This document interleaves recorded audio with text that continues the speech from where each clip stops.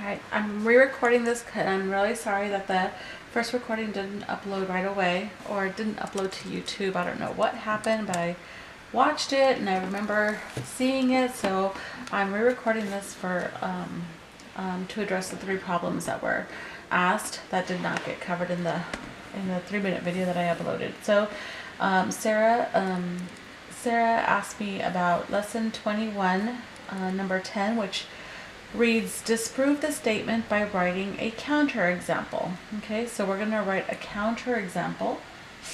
And it says we have to disprove this one statement. All numbers that are either one more or one less than a multiple of 6 are prime.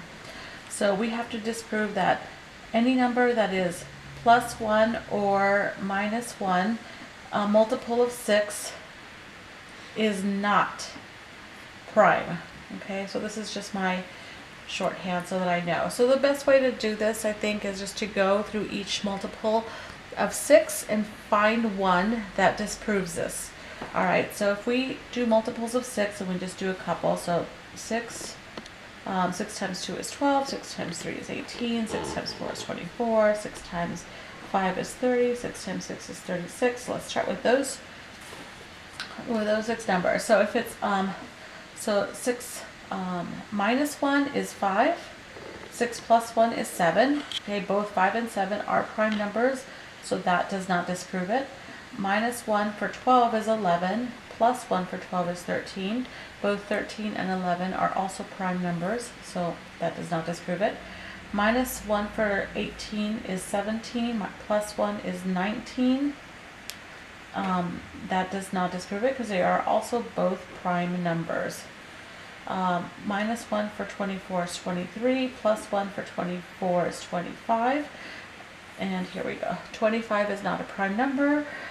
It has multiples. 5 times 5 is 25, so it's a prime number is a number that can only be divided by 1 and itself. And since this can also be divided by 5, it is not a prime number.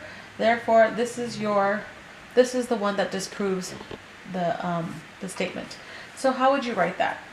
You would say 25 is one more than 24, which is a multiple of 6, but it is not a prime number. Okay, so Sarah, I hope that makes sense to you. So that's number 10. All right, so let's go ahead and take a look at the other question Sarah asked. Was lesson 22, number 3, I think.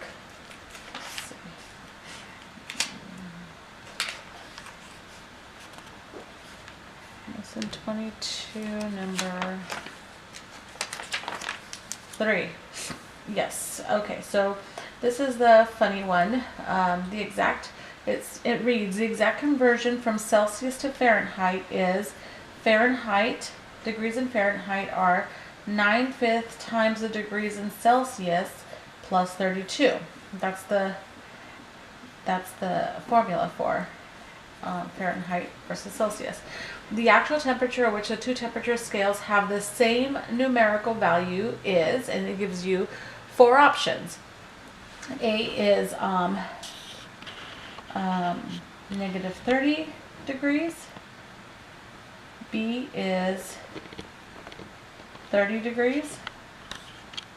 C is negative 40 degrees, and D is 40 degrees.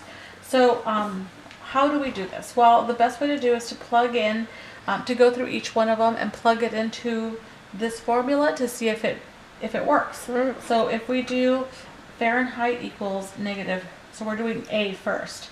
Fahrenheit equals negative 30 degrees, 9/5 times negative 30 plus 32, and we just work it out. So this is the same as 30 over 1. We can simplify this, so 1 and 6. 9 times 6 is negative 54, because this is still a negative, plus 32. This is negative 30. So just simplify, negative 54 plus 32 is a negative 22. So negative 30 and negative 22 do not equal each other. So let's move on to B. Okay, so B is 30 degrees. So 30 degrees equals 9/5 over 30 plus 32.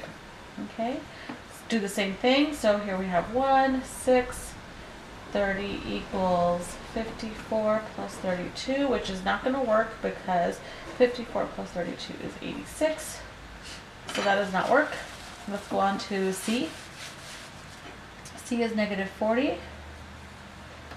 So 9/5 over negative 40 plus 32. Again, simplify. 5 goes into 40 8 times. So we have negative 40 equals 9 times 8 is negative 72 plus 32. So we found it.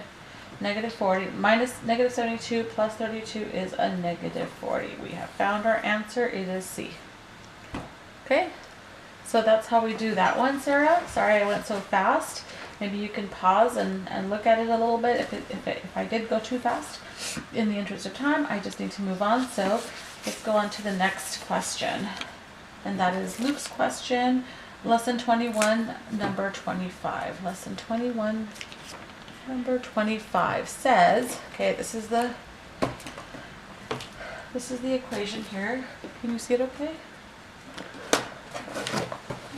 It's this one right here. All right, so it says, find the equation of the line that passes through points A and B on the graph. So we're looking for the slope-intercept equation, which is y equals mx plus b. Now we find one of them, which is the b, by just following the line, and wherever it intercepts, wherever the line intercepts on the y-axis, that is b. Okay, so we're looking for where on the y-axis does the line intercept. So if you just draw I previously drew a line through here, and we see that it actually intercepts at the 4. Do you guys see that? It intercepts right here at the 4. So all you would have to do is just write a 4 for the b. Okay, so again, y equals mx plus 4. So the only other one that I have to get is, what is m equal? Okay, so what does m equal? M equals, m is the slope. And the way you find slope, I think we've gone over this before, but just in case, is you have y2 minus y1 over x2 minus x1. That is the formula for slope. Okay, so all we have to do is get the 2 points and plug them into this formula. So the 2 points are 5 and 19 and 1 and 7, and you can get those 2 points directly from the book. All right, so if we just go ahead and associate and write in which number is which. So this is the first x. We're going to make this x1. This is x2. This one would be y1, and this would be y2. Now let's plug in this formula with using these numbers. So y2 is 7 minus 19 over 1 minus 5. So 7 minus 19 is a negative 12. 1 minus 4 is a negative 4. That equals a positive 3. So since this is a 3, now we know what the m equals. So let me go ahead and change the m over here. The x stays. So it would be 3x plus 4, and that's your answer. So you want to put it in the equation form, y equals mx plus b. You're looking for what is the m and what is the b. Okay, using those 2 points, and we were able to determine that. Okay, so I hope that makes sense. That's it for now, guys.